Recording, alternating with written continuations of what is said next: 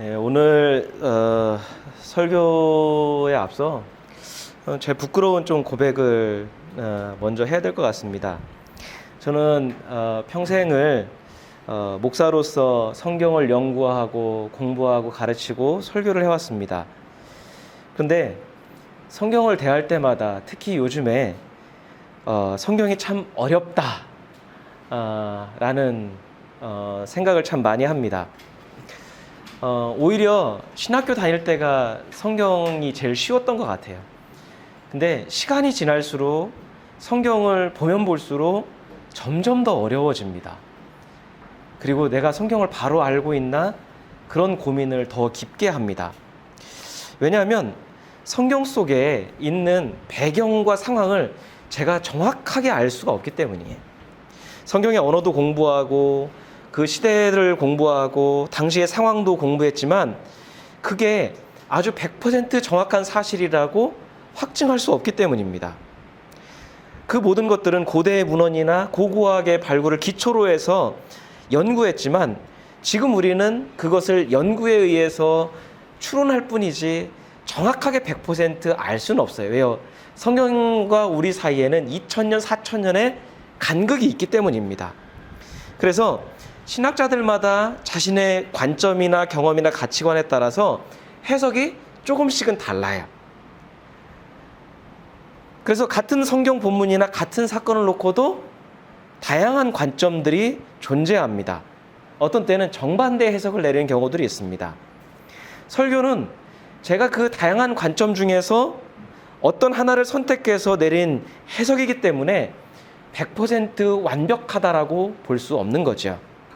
아무리 객관적으로 사실적으로 성경을 보려고 해도 설교에는요, 제 살아왔던 가치관이 반영될 수밖에 없고 경험이나 판단을 완전히 빼고 완전히 제거하고 설교를 만들 수 없기 때문이에요.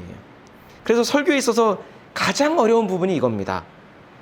이 설교가 정말로 성경이 말하고자 하는 메시지에 가까운 설교인가 아니면 내 해석인가 끊임없이 고민하고 구분해내야 되기 때문이에요. 그리고 어떤 의미로 어떤 면에서는 그 안에서 제 의도가 있다면 그걸 자꾸 빼려고 하는 노력을 해야 되기 때문에 이게 설교가 점점 더 어려운 거예요. 그래서 설교자는 되도록이면 본문에 충실한 설교를 하려고 노력을 해야 되죠. 제가 이번 일주일 동안 사실은 너무 많이 힘들었어요. 설교 준비를 어제 점심 넘어서야 이렇게 했던 이유는 불쑥 그 유혹이 갑자기 올라온 거예요. 내가 성도들한테 위로가 되는 설교를 좀 해야 되는데, 그러니까 은혜는 하나님이 주시는 건데 제가 은혜를 끼치고자 하는 욕구가 올라온 거예요. 그러다 보니까 이렇게 저렇게 고민하다가 결국엔 다시 원점으로 다시 돌아가서 어차피 하나님이 하시는 일이니까 이렇게 했지만은 그런 욕구들이 올라오거든요. 그러니까 설교자는 본문에 충실한 설교를 하려고 노력해야 됩니다. 설교에 내 의도나 의지나 때로는 내 입장을 변호하려고 하지 말고 본문에서 말하는 메시지를 내가 먼저 받고 그 받은 은혜를 함께 나누는 것이 설교입니다. 그런데 이것으로만 그치면 안 되죠. 동시에 설교를 듣는 청중 여러분 또한 설교를 있는 그대로 받아들여서는 안 됩니다. 좀 이상한 말이죠. 설교를 의심하면서 들어야 됩니다. 비판적으로 들어야 됩니다. 왜요? 자칫 설교를 순전한 하나님의 말씀으로만 받아들이다 보면 그 설교 안에 목사가 은연중에 자신의 의도나 생각이나 사상이 들어가 있다면 거기에 길들여질 수 있기 때문이에요. 그게 바른 것이고 하나님 뜻이면 상관이 없겠지만 그게 아니라고 한다면요, 거기에 길들여지는 순간에 여러분은 설교를 들을수록 하나님 말씀에 하나님 뜻에 가까워지는 게 아니라 어떻게 되나요? 하나님 뜻에서 멀어질 수 있기 때문이에요. 여러분, 사실 수많은 교회와 신자들이 빗나간 신앙의 모습을 보이는 이유가 뭔가요? 목사와 설교를 100% 하나님 말씀이라고 믿기 때문이에요. 설교가 하나님께서 직접 떠먹여 주셔서 100% 하나님 말씀, 100% 진리라고 생각하기 때문입니다. 근데 여러분, 제가 설교자로서 감히 말하지만 100% 완벽한 설교는 없습니다. 모든 설교는 어느 정도 부족함이 있고요, 어느 정도 오류도 때로는 있을 때가 있어요. 그렇기 때문에 설교를 들으면서도 생각하면서 들어야 됩니다. 저도 여러분 예전에 제가 했던 설교를 이렇게 한번 들어보면 성도들이 정말 은혜 받았다고 했고 저 나름대로도 하나님 말씀대로 메시지의 그 성경의 본문을 이야기한다고 했지만 지금에서 보면 야, 내가 어떻게 이런 설교를 했지? 낯뜨겁고 누구한테 공개하기도 어려운 그런 설교들이 너무나 수두룩해요. 그래서 제가 급할 때면 그 설교 본문을 갖다가 이렇게 재탕을 해도 되는데 재탕을 할 수 없는 게 너무 지금의 제가 볼 때는 너무나 부끄러워요. 때로는 잘못된 설교도 있기 때문이에요. 그저 하나님께서 모자란 목사의 설교에 은혜를 주셔서 성도들로 하여금 은혜를 받게 하셨고 듣는 이들로 하여금 각자에게 맞는 깨달음을 주셔서 그런 것이지 설교가 100% 완벽하기 때문에 은혜를 받는 것도 아니라는 거예요. 그래서 제가 설교에서 세운 몇 가지 원칙이 있습니다. 그 중에 하나가 뭐냐면 되도록이면 성경을 이렇게 단락이나 구절로만 떼지 않고 그래서 문맥의 흐름을 따라서 여기서 어떤 의도와 어떤 뜻으로 이것을 이야기하는지를 파악하려고 합니다. 그래서 오늘도 보지만은 성경 본문이 길지요. 긴 이유는 이거를 떼놓고 이것만 보면은 딱 그것밖에 안 보여요. 그러다 보면 잘못 나가는 해석이 나갈 수가 있습니다. 문맥을 무시하고 성경을 짧은 구절이나 단락으로 읽으면 반드시 어떤 오류가 생기나요? 내가 보고 싶은 대로 봐요.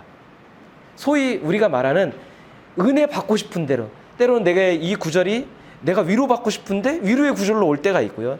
때로는 이것이 지혜를 얻는데 그렇게 보일 때가 있고요. 내가 능력을 받았으면 좋겠는데 능력으로 보일 때가 있어요. 그러니까 짧게 떼놓고 보면 내가 보고 싶은 대로 보이기 때문입니다. 하지만 문맥 속에서 성경을 읽다 보면요. 완벽하진 않아도 나의 생각, 나의 의도를 설교에 덜 반영하게 돼요.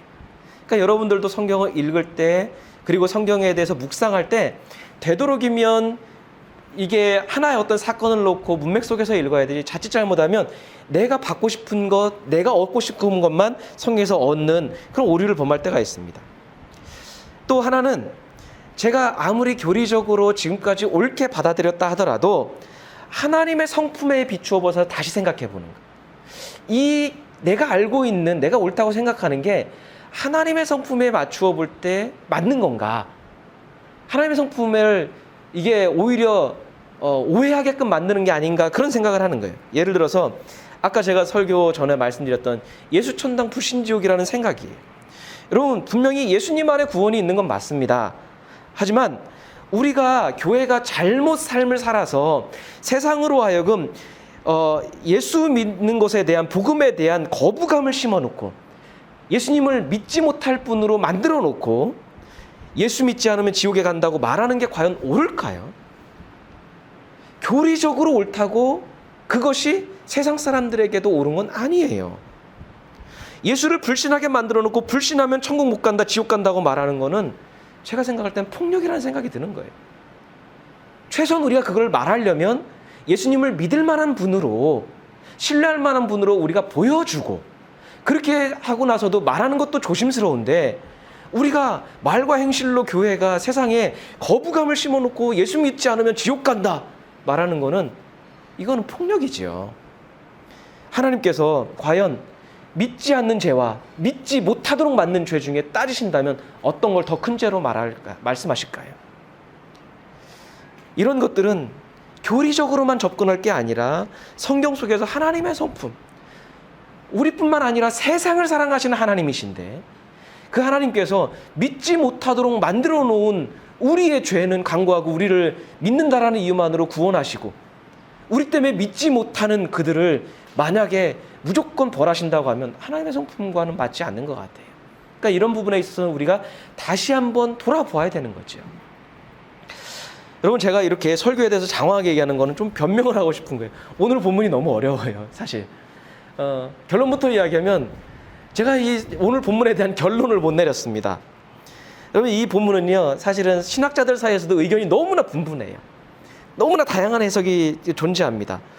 제가 그전에도 이 본문을 놓고 고민하고 나름대로 해결책을 찾으려고 했고 몇 주 동안 이 본문에 대해서 고민하고 다양한 자료들을 살펴봐도 속 시원한 의견이 없어요. 그러면서 제가 제 자신의 한계와 연약함을 또 깨닫는 거예요. 부족함을 깨닫는 거예요. 그래서 아까 말씀드린 것처럼 목사의 설교가 절대로 완전한 진리처럼 받아들여서는 안 된다라고 하는 것을 제 스스로도 느끼는 거예요. 그저 되도록이면은 이 제 사적인 의견을 배제하고 성경의 메시지에 집중하려고 하는 그 노력의 시간을 보시고 하나님께서 이 메시지를 통해 제 선택을 통해 우리를 하나님의 진리에 조금이나마 가까이 가게 하셨다라는 소망을 이 설교에 담을 뿐입니다. 그리고 오늘과 다음 주를 통해서 제가 하고 싶은 게 있어요. 어쩌면 우리가 여름 수련회를 하지 못하니까 오늘과 다음 주를 통해 같은 본문을 한번 보려고 합니다. 그러면서 이 같은 본문이 관점에 따라서 얼마나 메시지가 달라지는지 한번 우리가 살펴봤으면 좋겠습니다. 그래서 우리가 설교를 그냥 수동적으로만 그냥 듣는 게 아니라 성경을 목사가 가르쳐주는 관점으로만 보지 말고 조금 더 넓고 깊이 보는 눈이 열렸으면 하는 소망을 이 설교에 담습니다. 그래서 오늘은 성경의 문맥 속에서 아까 말씀드린 제가 원칙 속에서 문맥 속에서 한번 살펴보고 다음 주에는 문맥과는 조금 상관없지만 하나님의 성품을 근거로 해서 오늘 본문을 한번 살펴보려고 합니다. 오늘 본문인 누가복음 16장 1절에서 13절의 본문은 흔히 이야기할 때 우리가 어떻게 배웠죠? 불의한 청지기의 비유, 옳지 않은 청지기의 비유입니다. 근데 이 본문이 왜 어렵냐면요, 비유 속에 등장하는 주인의 말 때문이에요. 주인의 말 때문에 이 본문이 어려운 거예요. 왜요? 예수님이 말씀하신 그 의도를 보건대 비유 속에 등장하는 주인은 분명히 하나님을 가리키는 것 같아요. 그런데 하나님의 성품에 어울리지 않는 모습, 그 말씀을 보여주시는 거예요. 왜요? 분명히 본인의 청지기가 옳지 않은 일을 했습니다. 옳지 않은 일을 했는데 그 옳지 않은 청지기를 벌하는 게 아니라 오히려 주인이 슬기롭다고 칭찬을 해요. 옳지 않은 일을 했는데 칭찬한 것 때문에 논란이 생기는 거예요. 하나님이 과연 그러신 분인가? 논란이 있는 겁니다. 여러분, 한 부자가 있었습니다. 근데 그 부자에게는 자신의 재산을 관리하는 청지기가 한 명 있었어요. 근데 어느 날 이 청지기에 대한 소문이 들려오는데 이 청지기가 어떤 일을 벌려요? 그 주인의 재산을 낭비한다라고 하는 소문이 들리는 거예요. 재산을 잘 관리하라고 맡겼는데 낭비한다는 거예요. 그래서 소문을 들은 부자가 청지기를 부릅니다. 그리고 자초지종을 묻고 그에게 해고를 통보합니다. 넌 더 이상 내 재산을 관리할 자격이 없다. 해고를 통보합니다.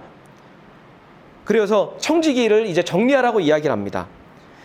근데 이 말을 들은 청지기는 한번 생각을 해봐요. 근데 자신의 앞날 생각해 보니까 내가 이 일을 하자니, 노동을 하자니 힘이 없어요. 그렇다고 해서 능력이 안 되니까 사람들한테 빌붙어서 빌어서 먹자니 낯이 부끄러워서 그것도 못하겠어요. 그래서 어떻게 할까? 내 앞날이 어떻게 될까? 막 고민을 하다가 그 고민 끝에 한 가지 묘수를 생각해낸 거예요. 아직 자신이 해고된 것을 다른 사람들이 몰라요. 그러니까 해고당하기 전에 어떻게 해요? 하나를 묘수를 생각한 게 자신이 맡은 일 중에 하나가 뭐냐면 이 부자 주인의 소유 중에서 땅을 경작하는, 옛날에는 지금도 그렇지만 땅을 빌려서 이렇게 경작을 하고 그거에 대한 어느 정도 이렇게 대가를 지불을 하잖아요. 계약을 맺잖아요. 그러니까 그 당시에도 그게 일반화되어 있습니다. 그래서 자기가 하는 일 중에 하나가 뭐냐면 그 소장농들한테 계약을 하고 그리고 임대료를 받아서 그걸 관리하는 역할인 거예요. 그래서 이 청지기가 생각할 때 내가 지금 아직 사람들이 알지 못할 때 그 소장농들한테 내가 호의를 베풀어 놓으면 나중에 내가 해고되어도 그 사람들이 나를 좀 돌봐주겠다. 그 묘수를 생각해낸 겁니다. 우리 그 이야기가 16장 4절에 있는데 같이 한번 읽겠습니다. 옳지, 내가 무엇을 해야 할지 알겠다. 내가 청지기의 자리에서 떨려날 때에 사람들이 나를 자기네 집에서 맞아들이도록 조치해 놓아야지. 이게 청지기의 생각이에요. 그래서 청지기는 소장농들을 불렀습니다. 그래서 흔히 회계장부를 조작한 거예요. 자기가 갖고 있는 회계장부를 조작하기 시작합니다. 그래서 주인한테 기름 100마를 빚진 사람한테 50마를 빚졌다고 회계장부를 조작을 해요. 그리고 밀 100섬을 빚진 사람한테는 밀 80섬을 빚졌다고 고치도록 합니다. 근데 이렇게 장부를 고친 이유가 뭐예요? 이렇게 해놓으면 자기의 앞날에 도움이 될 거라고 생각했어요. 그런데 이거를 했는데 이마저도 주인의 귀에 들어가요. 주인의 귀에 들어갔으니 이건 큰일 날 일이지요. 자신의 재산을 낭비한 것 때문에 청지기에 해고를 통보한 겁니다. 그나마도 감옥에 안 보내고 해고만 통보한 것도 은혜인데 이 청지기는 간땡이가 부은 거예요. 회계장부를 조작해서 자신에게 더 큰 피해를 끼친 거예요. 그러면 흔히 사람들이 생각할 때 뭘까요? 이게 해고를 당하니까 나한테 해코지한 것밖에 안 비치는 거예요. 그럼 어떻게 되나요? 손해배상을 청구하든지 아니면 감옥에 보내든지 재판에 넘겨야 됩니다. 이 청지기에 대해서 분노해야 정상인 거예요. 그죠? 그런데 청지기가 행한 일을 들은 주인이 오히려 청지기를 칭찬해요. 우리 16장 8절 말씀 같이 읽겠습니다. 주인은 그 불의한 청지기를 칭찬하였다. 그가 슬기롭게 대처하였기 때문이다. 이 세상의 자녀들이 자기네끼리 거래하는 데는 빛의 자녀들보다 더 슬기롭다. 이것 때문에 이 비유가 힘든 거예요. 이것 때문에 논란이 생기는 거예요. 여러분, 상식적이라면 주인이 청지기한테 어떻게 됩니까? 더 큰 벌을 내려야 돼요.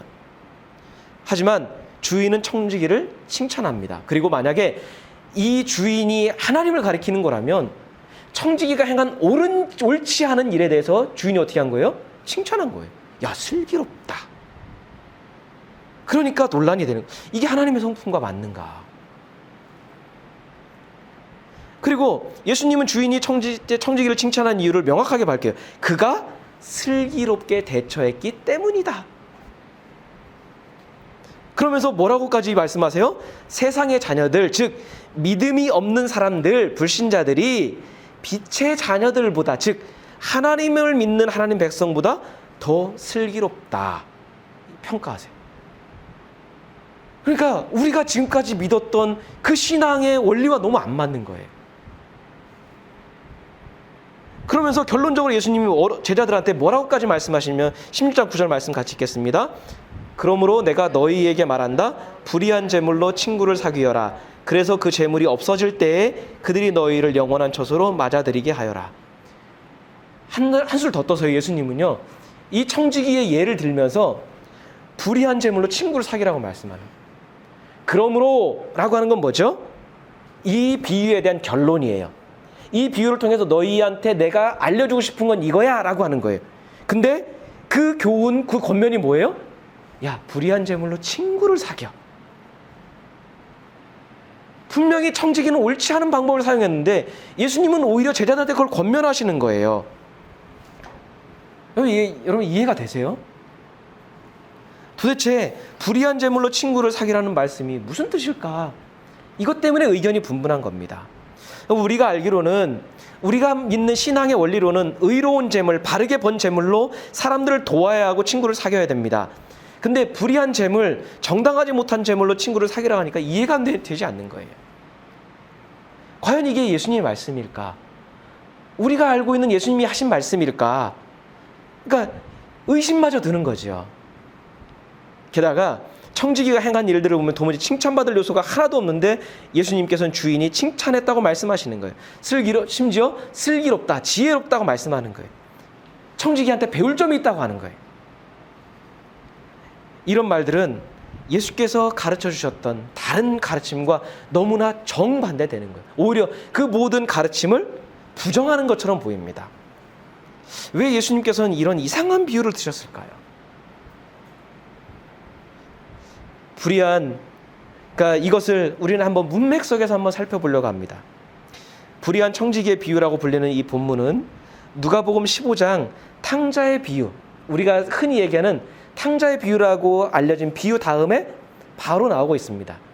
지난번에 옳지 않은 그 둘째 아들의 비유를 말씀드리면서 그 비유가 3개로 끝나는 게 아니라 여기까지 4개로 이어진다고 말씀드린 적이 있습니다. 그 다음에 바로 이어진 연결되는 말씀인 거예요. 우리 15장 1절 말씀 한번 같이 읽겠습니다. 예수께서 제자들에게도 말씀하셨다. 어떤 부자가 있었는데 그는 청지기 하나를 두었다. 그는 이 청지기가 자기 재산을 낭비한다고 하는 소문을 듣고서, 자, 비유의 시작이 어떻게 합니까? 예수께서 제자들에게 그러니까 누구한테 말씀하시고 그리고 제자들에게도 연이어 말씀하신 거예요. 그죠? 그러니까 이 비유는 누가복음 15장에 있는 그 사건과 연관이 있는 거예요. 이어지는 겁니다. 근데 누가복음 15장에서는 어떤 일이 있었습니까? 예수께서 세리와 죄인들과 식사하시고 그들과 말씀을 전하시는입니다. 근데 그것을 보고 바리새파 사람들과 율법학자들 어떻게 해요? 비난합니다. 어떻게 죄인과 세리들과 같이 식사하나?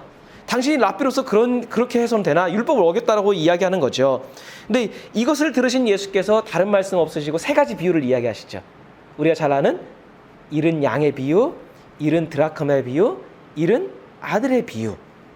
그 세 가지를 말씀하고요. 그리고 나서 제자들에게 바로 이 비유를 바로 이어서 말씀하시는 거예요. 그러니까 이게 한 자리에서 이루어지는 말씀인 거예요. 그러니 이 비유는 단독으로 해석하면은 엉뚱한 길로 빠질 수 있고요. 누가복음 15장에 있는 그 사건과 연관지어서 해석을 해야 됩니다. 그런데 이 비유는 바로 앞에 나오는 우리가 흔히 아는 탕자의 비유, 잃은 아들의 비유와 연관성이 있어요. 비슷한 점이 많이 있습니다. 우리 한번 살펴볼까요? 첫째는 청지기의 주인은 탕자의 아버지를 연상시켜요. 탕자의 아버지도 부자로 나옵니다. 여기에 있는 주인도 부자로 나옵니다.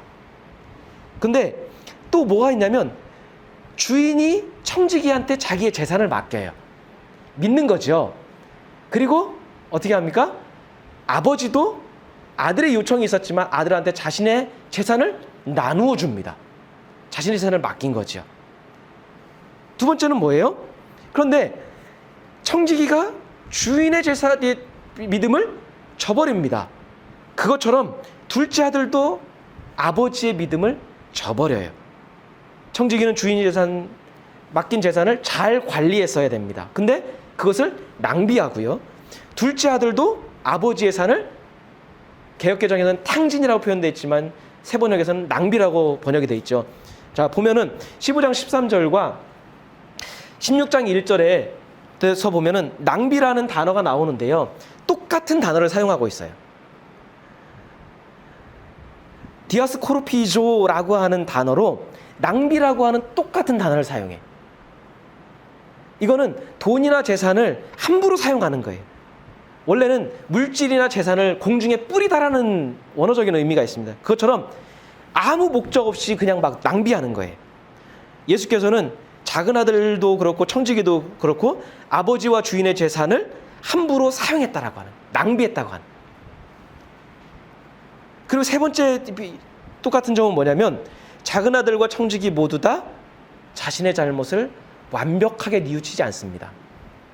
여러분, 작은 아들이 자신의 잘못을 뉘우쳐서 아버지께 돌아간 게 아니라는 거 우리가 살펴봤죠. 어떻게 생각했습니까? 자신의 처지를 보니까 아버지 집에 있는 종들보다 못한 거예요. 자기는 돼지의 쥐염 열매도 없어서 굶주려 있는데 아버지의 집에 있는 종들은 너무나 넉넉하게 잘 먹고 있는데 자신의 처지가 안쓰러워서 돌아간 거예요. 그죠? 우리는 본문에서 그걸 살펴봤습니다. 자, 그런데 청지기 또한 어떤가요? 주인한테 질책을 듣고 해고를 당했으면 내가 주인의 재산을 낭비한 거에 대한 뉘우침이 있어야 되는데 뉘우치는 말이 없어요. 해고될 때 자신의 앞나라에 대한 걱정뿐이에요. 그러니까 작은 아들도 자기 앞날에 대한 걱정밖에 없었고요. 청지기도 자기 앞날에 대한 걱정밖에 없었어요. 자, 네 번째는 그럼에도 작은 아들과 청지기 모두 다 자비를 경험을 합니다. 작은 아들과 청지기는 아버지와 주인에게 큰 손해를 끼쳤어요. 무엇보다 아버지와 주인의 명예에 심각한 손상을 끼쳤습니다. 하지만 아버지는 둘째 아들이 돌아왔을 때 어떤 질책도 하지 않아요. 너 왜 재산 낭비했니? 왜 그렇게 살았니? 라고 이야기조차 하지 않고 받아줍니다. 주인은 어떻나요? 재산을 낭비한 청지기를 감옥에 보낼 수 있었습니다. 왜요? 심각한 손해를 끼쳤으니까 손해배상을 청구하든지 재판에 넘기든지 감옥에 보낼 수 있었는데 해고하는 선에서 그친 거예요. 이거는 주인의 자비입니다. 그 당시의 문화적인 것으로 보면 이 청지기는 다른 비유에서도 보지만 감옥에 가서 그걸 다 갚을 때까지 못 나와요. 근데 해고하는 선에서 그쳤어요. 그러니까 청지기도 그렇고 작은 아들도 그렇고 은혜를 입은 거예요. 자비를 경험한 겁니다. 다섯 번째는 뭔가요? 아버지는 둘째 아들을, 주인은 청지기를 변호를 해줘요. 아버지가 어떻게 변호하나요? 동생이 돌아온 거를 형이 못마땅하게 생각했습니다. 그러니까 아버지가 아들을 대신해, 둘째 아들을 대신해서 큰 아들을 설득을 해요. 변호를 해줍니다. 야, 돌아온 것만으로 내가 기쁘다. 변호를 해줍니다. 자, 주인은 어떻게 하나요? 청지기가 행한 일을 어떻게 해요? 칭찬을 해줘요. 변호해줍니다. 그리고 마지막으로 여섯 번째는, 여러분 자세히 읽어보면 알겠지만 두 비유 다 결론이 없어요. 그래서 오늘 설교는 결론이 없습니다. 탕자의 비유에서 아버지의 말을 들은 큰아들이 어떻게 행동했다, 돌아온 작은 아들이 어떻게 되었다, 이야기가 없어요. 그냥 아버지의 얘기로 끝나요. 청지기에 대한 비유도 마찬가지입니다. 청지기의 행동이 어떤 결과를 가져왔는지, 청지기가 그 다음에 어떻게 했는지 결론이 나오지 않고요. 주인의 칭찬으로 끝나요. 예수님은 두 비유 모두 다 결론을 말씀하지 않으세요. 아주 독특한 거예요. 왜냐하면 예수님은 다른 곳에서는요, 결론을 이야기하셨어요, 다. 근데 희한하게도 이 두 비유에서는 결론을 이야기하지 않고 그냥 이랬다 라고 끝나시는 거예요. 이렇게 보면 잃은 양의 비유, 잃은 아들의 비유하고 옳지 않은 청지기의 비유는 비슷한 주제예요. 비슷한 걸 말씀하는 거예요. 자, 예수께서는 세리와 죄인들을 누구에 비유한 건가요? 잃은 양, 잃은 드라크마, 잃은 아들에 비유하셨어요. 그들이 바로 그들을 그렇게 비유하신 거예요. 그러면서 어떤 거예요? 그들을 찾았을 때의 기쁨을 이야기하셨어요. 그 세 가지 비유를 통해서. 그것을 누구에게 말씀하셨나요? 세리와 죄인들을 정죄하고 그들이 구원받을 자격이 없다고 생각했던 바리새파 사람들과 율법학자들에게 말씀하신 거예요. 늘 성전에 머물렀고 하나님의 제사를 충실하게 이행했고 하나님의 율법을 철저히 지킨다고 자부했던, 구원에 대한 확고한 확신을 가졌던 그들에게 이 비유를 말씀하신 거예요.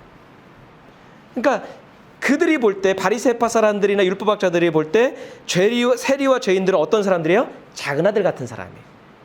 아버지의 재산을 탕진하고 아버지의 명예를 실추시킨 둘째 아들처럼 하나님의 이름을 먹칠한 사람들이 누굽니까? 세리와 죄인들입니다.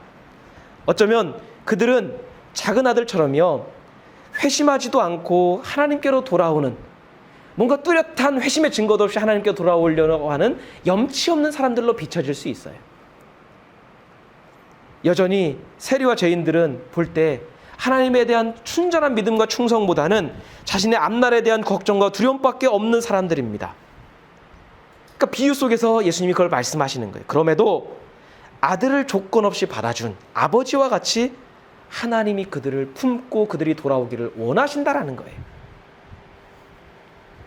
하나님의 자비는 그들의 염치 없는 마음보다 크다라는 것을 예수님은 말씀하고 싶으셨던 게 아닐까요? 얘네들이 완벽하게 회심한 것도 아니야. 내 명예에 심각한 손상을 끼쳤어. 그럼에도 불구하고 그들이 돌아온다라고 하면 하나님은 받아주시는 거예요. 왜요? 그 염치 없는 마음보다 하나님의 자비는 크기 때문이에요. 하나님 보실 때는 계속해서 그렇게 인생을 낭비하는 삶을 사는 것보다는 염치가 없지만 그들이 돌아온다면, 돌아와서 회복의 기회를 갖는다면 그게 더 좋은 아들이라는 거예요. 그렇다면 예수님은 뭘 말씀하시는 건가요? 아버지가 그렇다면 그들이 돌아올 수 있도록 아버지의 마음을 안다면 아버지의 집을 떠난 적이 없다고 자부하는, 소위 신앙이 좋다고 하는, 하나님 말씀대로 산다고 하는 이들이 마음을 열어야 된다고 말씀하시는 거죠. 아버지는 받아주는데, 아버지가 받아주겠다라는데 니네가 뭐? 여러분, 옳지 않은 청지기 비유 또한 마찬가지지요. 여러분, 내 자신이 불의한 청지기보다 낫다라고, 나는 불의한 청지기가 아니라고 말할 수 있는 사람은 누가 있을까요? 여러분 스스로가 그렇게 자부할 수 있나요? 예수님은 제자들 또한 너희 또한 언제든지 불의한 청지기가 될 수 있다 말씀하시는 거예요. 하나님께서 주신 믿음과 시간과 인생과 기회와 물질을 자신의 욕망과 만족을 위해 낭비하는 삶을 누구나 살고 있습니다. 여러분 일주일만 돌아보아도 여러분의 시간과 물질을, 여러분의 어떤 인생을 낭비하지 않고 온전히 제대로 썼다고 말할 수 있는 사람 있나요? 누구나 어느 정도는 낭비하며 살고 있는 거예요. 그러니 우리가 교리의 잣대로만, 율법의 잣대로만 사람을 보지 말라는 거죠. 나도 그러면서, 나도 그럴 여지가 있으면서 교리로적으로만 사람의 신앙을 판단하는 오만을 버려야 된다고 말씀하는 거죠. 여러분, 믿음이 좋다고 생각하는 사람, 내가 하나님 뜻대로 산다고 하는 사람일수록 빠지는 오류가 있습니다. 자꾸 큰아들의 입장에서 보는 거예요. 나는 아버지를 떠난 적이 없어. 나는 아버지 말씀을 거역한 적이 없어. 나는 아버지의 말에 순종했어. 그걸로 어떻게 해요? 믿음이 없는 사람들, 믿음이 약한 사람들을 판단을 해요. 난 최소한 너희처럼 살지 않아졌어. 그러면서 어디까지 나가나? 믿음이 좋으니 나쁘니, 구원을 받느니 받지 못하느니 판단하는 말을 자꾸 가는 거예요. 그래서 믿음이 좋은 사람일수록 불신자들에 대해서 저들은 믿지 않기 때문에 구원이 없어 라고 계속 이야기를 하는 거예요. 하지만 예수께서는 비유 속에 나오는 아버지의 입을 빌어서, 또 청지기의 주인의 입을 빌어서 어떻게 해요? 오히려 믿음이 없어 보이는 그들이, 낭비하는 인생을 살아가는 것처럼 보이는 그들이 너희보다 더 나을 수도 있다라고 말씀하는 거예요. 어떤 면에서 보면 그들이 너희보다 나을 수도 있어. 그러니 너희의 믿음을 좀 돌아보아 라고 말씀하시는 거죠. 여러분, 어쨌든 둘째 아들은 아버지의 재산을 낭비했지만 결국 어떻게 했습니까? 아버지께 돌아왔잖아요. 그가 어떻게 되었는지 예수님은 결론을 말씀하지 않으세요. 근데 만약에 그가 아버지의 자비를 알고 깨달았다고 하면 돌아온 이유가 이기적이었다 하더라도 아들로서 제대로 살려고 노력했을 거예요. 왜요? 내 과거의 부끄러운 그 죄를 알기 때문에 오히려 더 아들로서 선명하게 살아갈 수 있는 거죠. 청지기는 분명히 주인의 재산을 낭비한 불의한 사람입니다. 그 낭비는 철저히 누구를 위한 게 아니라 자기 자신을 위한 거예요. 내 욕구, 내 탐욕을 위해서 주인의 재산을 낭비한 사람이에요. 그 낭비는 철저히 자신의 욕구와 욕망을 채우기 위해서입니다. 그런 그가 주인에게 빚진 소장농들의 빚을 감해 주었습니다. 물론 그 이유도 자기 자신을 위해서였어요. 하지만 결과적으로 어떻게 됐나요? 그의 행위는 주인의 평판을 좋게 만들었어요. 주인의 명예를 높여주었습니다. 소장농들은 청지기가 해고된 것을 몰랐어요. 그런데 청지기가 불러서 자신들의 빚을 이렇게 줄여주었을 때 소장농들은 그 빚을 누가 줄여주었다고 생각할까요? 소장농들이 생각할 때는 주인의 허락이 없으면 이거는 할 수 없는 일이에요. 그러니까 따라서 소장농들은 청지기를 통해서 주인이 이 은혜를 줬다고 생각할 겁니다. 그러면 청지기들은 누구한테 감사할까요? 소장농은 누구한테 감사할까요? 청지기한테 감사할까요? 아니에요. 이 일을 가능하게 했다고 믿는 주인한테 감사할 거예요. 그러면서 돌아가면서 어떻게 할까요? 야, 이 주인은 다른 주인과 다르게 자비로운 사람이야, 관대한 사람이야, 칭찬했을 겁니다. 우리가 몇 번에 살펴봤지만 당시에는요, 부자들이 거액의 돈을 들여서라도 좋은 평판을 얻고 명예를 얻기를 원했어요. 그게 우리가 알고 있는 영광이라는 단어예요. 돈보다 명예를 중요시하는 사회였습니다. 그런데 청지기가 자신의 앞날을 위해서 시작한 일이 결과적으로 어떻게 해요? 주인의 명예를 높였고 주인의 영광을 높였어요. 여기서 중요한 것은 해고되기 전에 청지기는 주인의 재산을 말 그대로 낭비했습니다. 하지만 소장농들의 빚을 탕감해 준 것은 모두에게 유익이 됐어요. 소장농들은 빚이 줄어들어서 삶의 숨통이 트였습니다. 주인에 대한 감사한 마음을 가졌습니다. 주인도 비록 자신의 재산이 낭비되었지만 명예를 얻었고 영광을 얻었습니다. 청지기 덕분에 소장농들에게 찬사를 받았고, 그러면 서로 좋은 관계가 되었을 거예요. 감사한 마음과 그들에 대해서 아끼는 마음이 생겼을 겁니다. 청지기 또한 어떻게 되나요? 결과적으로 주인에게 칭찬을 얻었고 소작농들과도 좋은 관계가 됐을 거예요. 약사빠르게 한 일이었지만 주인과 소작농들 모두에게 유익을 주었어요. 처음의 낭비가 주인에게 수치를 주었다면 해고된 이후에 보인 행동은 주인의 명예를 회복시키는 행동이었습니다. 물론 청지기의 의도가 선하다고 말할 수 없습니다. 청지기의 의도가 칭찬을 받아야 되는지 여전히 의문이 남습니다. 옳다라고 이야기할 수는 없습니다. 그래서 주인은 청지기가 옳다라고 이야기하지 않고 슬기롭다고, 어떤 의미에서는 좀 약사빠르다고 칭찬하신 것 같아요. 그럼에도 청지기의 행동이 왜 슬기롭다고 칭찬받아야 되는지 주인의 입장에 살펴보면 아마도 그게 청지기의 최선이었기 때문이에요. 우리가 한번 생각해 볼까요? 내 앞날이 걱정이 돼요. 해고당합니다. 그러면 사람들이 선택할 수 있는 여러 가지 가능성도 있습니다. 주인의 재산을 몰래 빼돌리면 돼요. 그죠? 또 하나의 방법은 뭐가 있나요? 그들에게 빚을 감해주면서 내가 이만큼 챙겨줄 테니까 너희들 나중에 나한테 이만큼 줘야 돼. 반띵하자. 뭐 그렇게 이야기할 수도 있는 거예요. 근데 그런 모습은 전혀 보이지 않습니다. 소작농들에게 대가도 요구하지 않아요. 명확하게 드러나지 않지만 청지기는 주인과 소작농과 자신 모두에게 도움이 되는 방법을 선택한 것 같아요. 어쩌면 주인이 청지기에 대해서 칭찬한 말은 우리식으로 말하면, 그러니까 생각해 보니까 그럴 것 같아요. 주인이 청지기가 그렇게 했다는 걸 들으면서 너털 웃음을 지면서 참 그놈 참 뭐 이 정도가 아닐까라는 생각이 들어요. 비록 선하지는 않았지만 모두에게 유익한. 이 비유에서 예수께서 왜 이런 말씀을 하셨는지 100% 파악하기는 어렵습니다. 근데 하나 짐작할 수 있는 것은 8절에 주인의 말 다음에 말씀하신 예수님의 평가예요. 우리 16장 8절 다시 한번 보겠습니다. 주인은 그 불의한 청지기를 칭찬하였다. 그가 슬기롭게 대처하였기 때문이다. 이 세상의 자녀들이 자기네끼리 거래하는 데는 빛의 자녀들보다 더 슬기롭다. 이 세상의 자녀들은 누구를 가리킵니까? 세상 사람들을 가리킵니다. 빛의 자녀들은 누구를 가리킵니까? 제자들을 가리킵니다.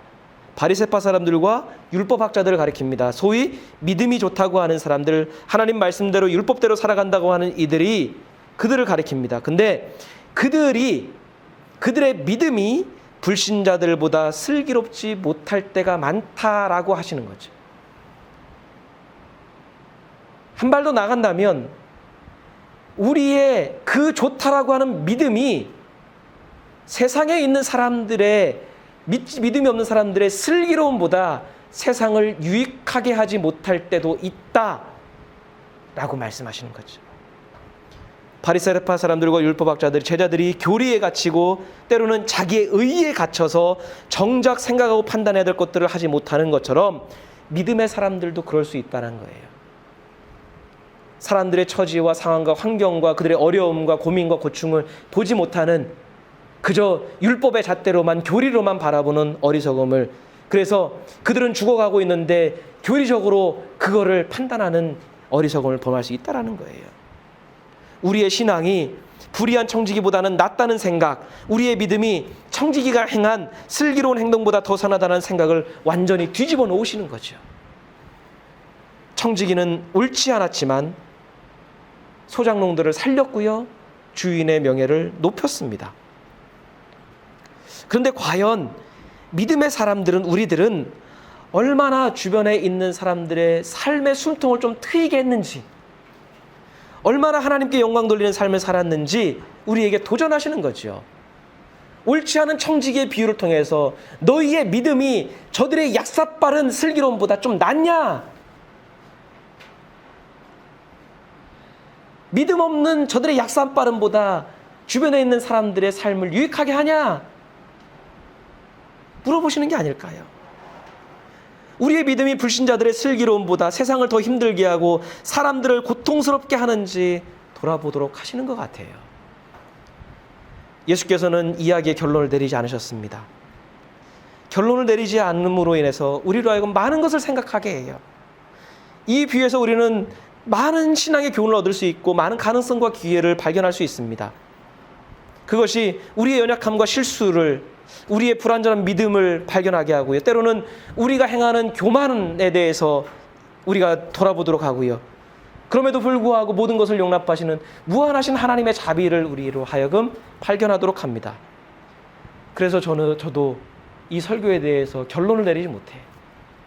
그저 우리에게 설교를 통해 언급한 그 내용들을 통해 우리가 일주일 동안 그 다양한 신앙의 모습들을 한번 돌아보았으면 좋겠어요.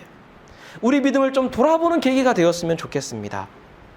우리의 믿음이 세상을 향해서 예수 천당 불신족을 외출 수 있는 삶을 살았는지, 오히려 그 말이 세상을 향한 폭력이었는지 돌아보았으면 좋겠습니다. 불신자들의 슬기로움보다, 그것보다도 못한 우리의 믿음일 수 있다는 우리의 자성과 회심의 깨달음의 시간을 우리가 보냈으면 좋겠습니다. 그럴 때에 거기서부터 하나님 백성다운 믿음의 거룩한 삶이 우리로부터 시작됩니다. 우리가 완벽해서가 아니라요. 우리는 부족하고 실수도 있고 때로는 오류도 있지만 그래도 하나님은 그런 우리를 사용하시고요. 그런 부족함과 오류를 통해서도 하나님이 이 일을 행하시는 분이기 때문에 우리가 한번 이 비유를 통해 우리 또한 불의한 청지기일 수 있는, 우리의 믿음이 불의한 청지기의 슬기로움보다도 못할 수 있는 그런 연약함일 수 있다는 사실을 깨닫는, 돌아볼 수 있는 귀한 시간들을 보낼 수 있기를 간절히 소원합니다. 우리 한번 같이 기도하도록 하겠습니다.